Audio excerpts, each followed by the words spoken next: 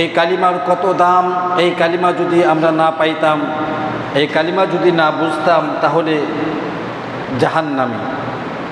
শুধুমাত্র কালিমা বোঝার কারণে জান্নাতি। সুবহানাল্লাহ। قال النبي صلى الله عليه وسلم لا إله إلا الله فدخل الجنة।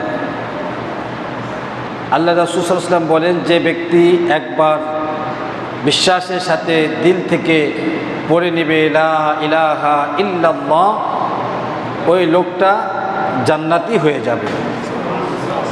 জোরে বলেন সুবহানাল্লাহ।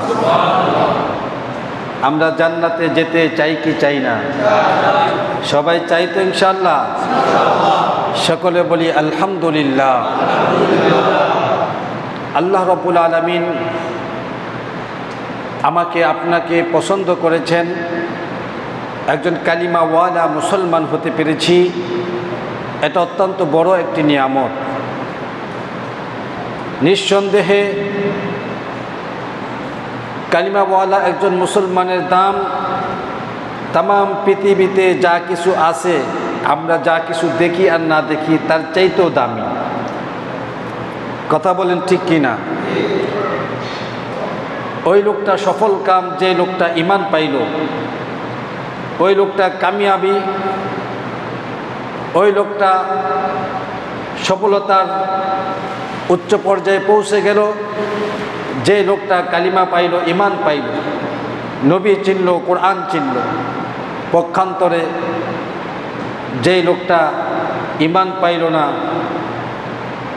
দুনিয়ার বাড়ি গাড়ি নারী ক্ষমতা ধন দৌলত সব পাইল, কিন্তু ঈমান পাইল না, ওই লোকটা কিছুই পাইল না।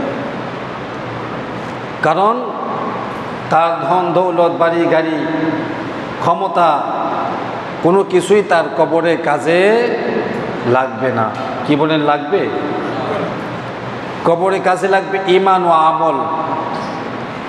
যার ঈমান ভালো হবে, যার আমল ভালো হবে, যার সম্পর্ক কোরআনের সাথে, যার সম্পর্ক নবী রাসূলের সাথে, নবীর কাজের সাথে, নবীওয়ালা কাজের সাথে, ওই লোকের আমলগুলো কবরের মধ্যে কাজে লাগবে।